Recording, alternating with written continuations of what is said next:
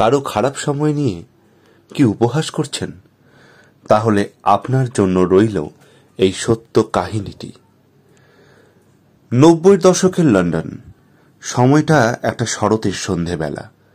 টেমসের ধারে আর 5টা সাধারণ মানুষের মতোই বসে আছেন এক বছর 30-এর মহিলা।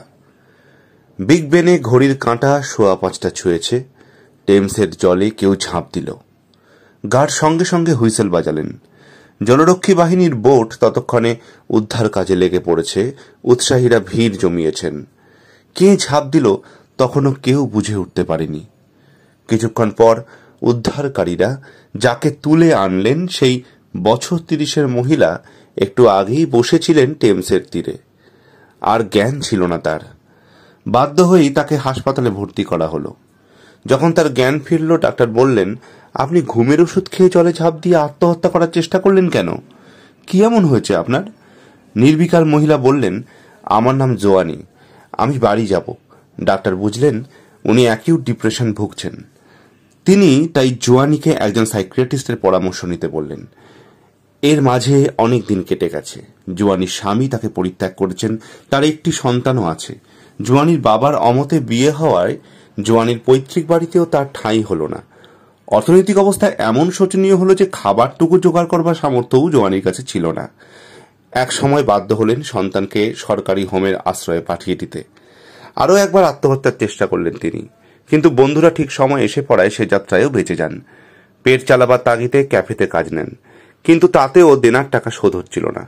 এমনি একদিন ম্যানচেস্টার থেকে লন্ডনে যাওয়ার ট্রেনে চাপলেন। যাত্রাপথে এক বিস্ময় বালককে নিয়ে একটা গল্পের প্লট হঠাৎই মাথায় এলো জোয়ানির। হাতের কাছে কিছু না থাকায় টিস্যু পেপারেই ওর উপরেই লিখে ফেললেন সেই গল্পটি। লন্ডনে পৌঁছে আবার ক্যাফেতে কাজ শুরু করলেন তিনি। একদিন অপরাহ্নের বিরতিতে তার বন্ধু রবার্ট ওই টিস্যু পেপারগুলির আবিষ্কার করলেন এবং আশ্চর্য হয়ে জিজ্ঞেস করলেন, এই লেখা কি তোমার জোয়ানি? নির্বিকার জোয়ানি শুধু ঘাড় নাড়লেন। রবার্ট বললেন, এক্ষুনি তার উচিত কোনো প্রকাশকের সঙ্গে দেখা করা। কি মনে করলেন জানা নেই, তবে সেদিন কাজ সেরে এক প্রকাশকের কাছে তিনি ওই পেপারগুলি নিয়ে গেলেন। 1 সপ্তাহ পর সেই ক্যাফের ম্যানেজারের কাছে জোয়ানির জন্য একটা ফোন এলো। ফোনের ওপারে ছিলেন ব্লুমস বিউরি প্রকাশনা সংস্থার প্রধান সম্পাদক ভেরি ক্যানিংহাম।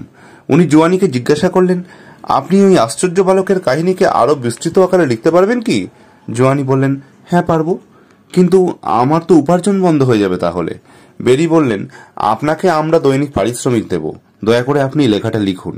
ক্যাফে ছাড়লেন জোয়ানি, মন দিলেন লেখায়, আর বাকিটা ইতিহাস। সৃষ্টি হলো জগৎ বিখ্যাত হ্যারি পটার সিরিজ। বিশ্বজুড়ে 40 কোটি বই বিক্রি হলো রাতারাতি।